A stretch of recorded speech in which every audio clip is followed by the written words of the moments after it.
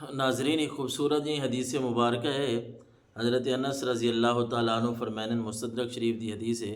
حضرت انس فرمائن کہ اساں بیٹھے سے رسول اللہ صلی اللہ علیہ وسلم تشریف گنائن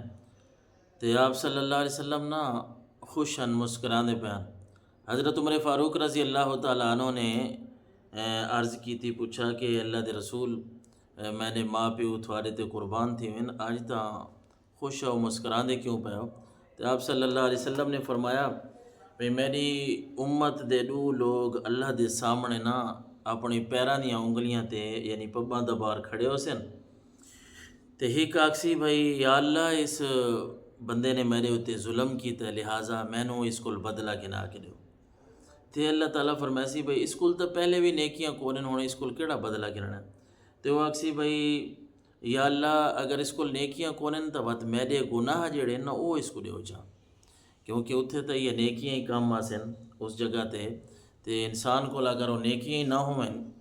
تے وقت انسان اتھے پھنس سکتا ہے۔ جی مسلم شریف دی حدیث مبارکہ میں نے یاد آندی پئی ہے کہ اللہ دے نبی فرمایا میری امت دا مفلس بندہ او ہے جڑا نماز روزہ گن کے آسی اللہ دے سامنے، نماز روزہ حج زکوٰۃ سارا کچھ اس کو ہو سی، لیکن جلے وہ اللہ دے سامنے آسی تو لوگ شروع تھی ویسے شاتم ہاذا قذف ہاذا کلا مالا ہاذا ضرب ہاذا، کوئی اکسی یا اللہ یہ تو وہ بندہ جڑے میں کو گال کڈی آئی، کوئی اکسی یا اللہ یہ تو وہ بندہ جڑا میرا مال کھا گیا آئی، یا اللہ یہ تو وہ بندہ جڑے میرے نال فلانا ظلم کیتا ہے فلانی زیادتی کی تھی۔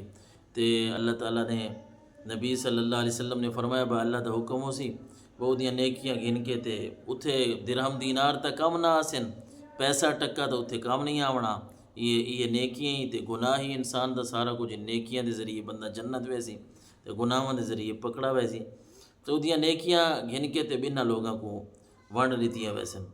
حتیٰ کہ نیکیاں دیاں مک ویسن تے ظلم دا بدلہ جڑا اس لیونا اسی نہ مک سی۔ تو اس حدیث مبارکہ دے وچ اللہ دے نبی نے فرمایا بھائی